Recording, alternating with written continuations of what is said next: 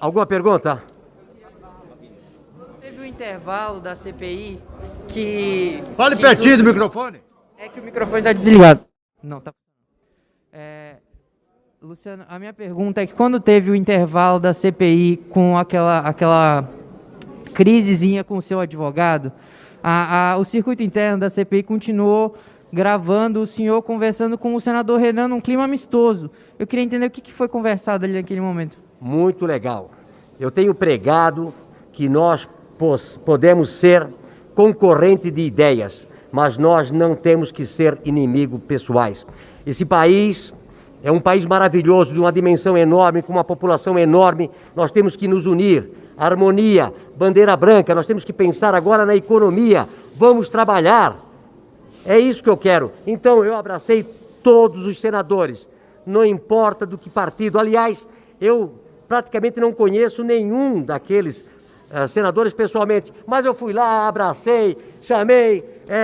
Esse é o meu espírito. É o espírito de união, de motivação, de ir para frente. Nós temos que parar de ficar olhando pelo retrovisor. Nós temos que olhar para frente e fazer desse país uma das maiores nações do mundo. É isso que eu acho. Luciano, Igor Damasceno, da Rede de Notícias Regional. Essa história de usar a morte da mãe do senhor foi uma comoção para tentar atacar ainda mais a imagem do presidente? Como que o senhor avalia isso? Olha, eu noto que eu sou muito atacado, né? Desde que a gente se posicionou politicamente, eu sou atacado praticamente diariamente e sempre com fake news. Nesse caso da minha mãe, usar o prontuário, usar a certidão, ficou uma coisa muito feia. Eu acho que para a CPI nós não podemos aceitar que isso aconteça. Como é vir à CPI esperar encontrar perguntas coerentes e só encontrar narrativas? Olha, nessa CPI vocês viram, quem estava em casa viu, que eram tudo narrativas, mostravam as coisas e eu queria tempo para poder explicar cada coisa. E no final, quando cada senador pegou o microfone, começaram a dizer que tudo aquilo que eu falei ao contrário, eu tinha aprovado. Ou seja, não tem verdade nenhuma. Na realidade, são narrativas que, segundo alguns senadores, é a tônica dessa CPI. Senhor Luciano, acompanhamos as respostas do senhor e alguns analistas analisaram que o senhor juntou esse material e esses vídeos já serão usados numa disputa eleitoral em 2022. É uma intenção do senhor disputar as eleições em 2022? Olha, eu sou um ativista político. 2022 eu vou pensar o que eu vou fazer. Mas eu acho que boas pessoas, empreendedores, empresários, precisam aprender que nós não vamos mudar esse Brasil sentado no sofá da nossa casa. Nós precisamos ajudar mudando as leis, reduzindo o Estado, a burocracia, fazendo com que esse país cresça, gerando emprego, é o que falta no nosso país. Então, eu vou pensar até o último dia. Não sei quando é que vai isso, vai ser março, abril, né? E fica em aberto a minha possibilidade na vida pública. Pessoal. A pergunta, na verdade, é direcionada para o senador Flávio. Você apareceu, depois que se tornou suplente, apareceu poucas vezes na CPI. Eu gostaria de saber o que te trouxe aqui hoje. Por uma razão muito simples. A CPI, no meu ponto de vista, é uma grande perda de tempo. O que é que de produtivo a CPI está fazendo? Quantas vacinas a CPI botou no braço dos brasileiros? Quantas pessoas a CPI salvou? Quantos balões de oxigênio a CPI levou para Manaus? Quantos respiradores a CPI conseguiu comprar? O que a CPI descobriu até agora de R$1 desviado de dinheiro público? Nada. Então eu vim hoje em homenagem ao depoente Luciano Hang. Eu queria dizer o seguinte, o Luciano, quando fala em oxigênio, ele foi o único brasileiro que mandou do dinheiro dele para Manaus 200 tubos de oxigênio. R$1 milhão. Quem é que fez isso? Quem é o outro empresário que fez? Não é porque eu sou de Santa Catarina. Esse homem aqui dá 22 mil empregos. Esse homem aqui é um brasileiro apaixonado. Teve que sentar na mesma cadeira que sentou o Witzel. o Dominguete e Companhia Limitada. Então isso é um crime que nós cometemos contra alguém que gera emprego, paga imposto e faz esse Brasil andar. Infelizmente, muitas vezes a CPI faz mais palanque eleitoral, faz espuma, do que verdadeiramente quer apurar os fatos. Ok, pessoal?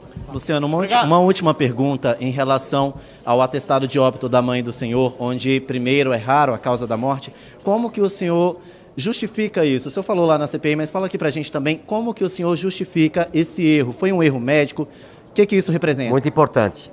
Falei com Pedro, da Prevent Senior. Segundo ele, o plantonista que fez o atestado de óbito colocou várias doenças e não colocou pós-Covid. No dia seguinte, ou no mesmo dia, uma comissão que olha novamente os atestados, viu o erro e colocou. Então, para o governo federal, foi colocado certo. Entrou com Covid e saiu com Covid. Então, o importante, até para vocês jornalistas, para não caírem em fake news, eu acho importante sempre checar as informações, né? O que eu vejo muitas vezes, se tem um dossiê, se tem um atestado, e não vão procurar a realidade dos fatos. E isso aconteceu na semana passada comigo, né? Quando apresentaram coisas aí na CPI, saiu aí nos grandes jornais e não escutaram a verdade, que eu tive que sair no dia seguinte apresentando uma nota à imprensa. Tudo bem, vamos lá. Ok, pessoal? Um abraço, muito obrigado, hein? Um abraço, obrigado. Quis o destino, quis o nosso Deus, que eu chegasse à presidência da República. E quis também ele que eu continuasse com o apoio de vocês. Cada vez mais a gente vê menos vermelho e mais verde e amarelo. É o orgulho de ser brasileiro. É a volta do patriotismo ao nosso Brasil. Hoje eu digo para vocês, depois de muito tempo, o Brasil tem um presidente que acredita em Deus, que respeita a sua Constituição, que defende a família tradicional e que deve lealdade a vocês, povo do meu amado Brasil. Estamos completando 1000 anos de governo.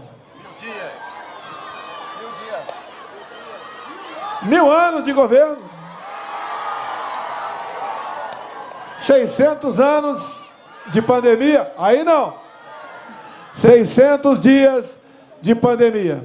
Te lamenta por todas as mortes de Roraima, do Brasil e do mundo. Mas nós temos que enfrentar os problemas. Não podemos simplesmente dizer, fique em casa, que a economia a gente vê depois. Sempre disse que tínhamos que enfrentar o vírus e o desemprego. O governo federal fez a sua parte.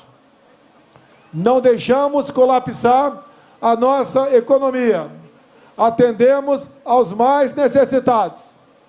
E hoje nós tomamos conhecimento que o número de empregados cresce mês a mês. Hoje foi anunciado mais 380 mil novos empregos no Brasil. Roraima é um estado que teve no verde no tocante ao emprego também. Roraima é um estado pequeno, mas um estado rico, um estado de futuro pelas suas riquezas. E nós começamos a mudar o Brasil desde as últimas eleições. Cada vez mais, apesar dos problemas, nós estamos vendo o nosso Brasil ir para frente. E viemos aqui agora, nesses 1000 dias, apresentar entregas aos senhores. E como disse no evento, lamentavelmente afastado aqui do centro da cidade. E deixei para reforçar aqui o que eu falei de mais importante na reunião de há pouco, agora de manhã. Hoje nós lançamos a pedra fundamental para construir o linhão Manaus-Boa Vista. Roraima, em menos de 3 anos, ficará ligado à rede elétrica de todo o nosso Brasil. Certamente, o progresso se fará acompanhar cada vez mais com essas medidas. E devemos isso ao trabalho, logicamente, do Executivo e de grande parte do Legislativo por vocês. Fizemos isso em conjunto. Fizemos isso com muita gente ao meu lado. Como aqui a bancada de Roraima, a grande maioria esteve ao nosso lado nessa empreitada. E este linhão, que há mais de 10 anos vocês o esperavam, nós conseguimos agora vencer todos os obstáculos burocráticos que tínhamos pela frente. E com a pedra fundamental de hoje, a certeza que brevemente vocês terão energia de qualidade e perene em nosso Brasil, em nosso estado de Roraima.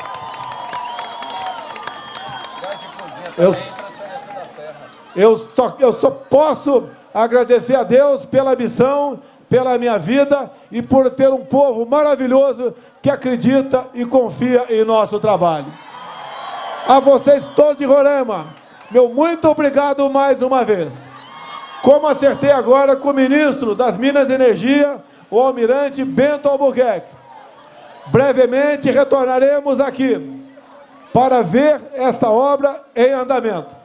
Como espero, no próximo mês, também retornar a esse estado. Eu quero ir na fronteira, eu quero ir em Pacaraima e quero conseguir imagens para mostrar para o povo brasileiro que nós não podemos seguir o caminho da nossa querida Venezuela. Nós queremos liberdade e progresso. Queremos um país onde a liberdade de culto se faça presente, bem como a liberdade de expressão. Um país onde você valoriza a família e valoriza a meritocracia. Não queremos seguir o caminho de outros países, que o seu povo, ao inadvertidamente eleger gente com pensamento de esquerda, lançou-se como um todo no caminho da ditadura, da pobreza, da fome e da miséria. Estamos juntos nessa empreitada. Estou vendo aqui uma bandeira da nossa Venezuela ali do lado. A gente pede a Deus que a democracia um dia restabeleça naquele país outrora rico em petróleo e ouro, e hoje em dia tem um povo pobre pela forma como seus governantes trataram a sua política e trataram a sua população.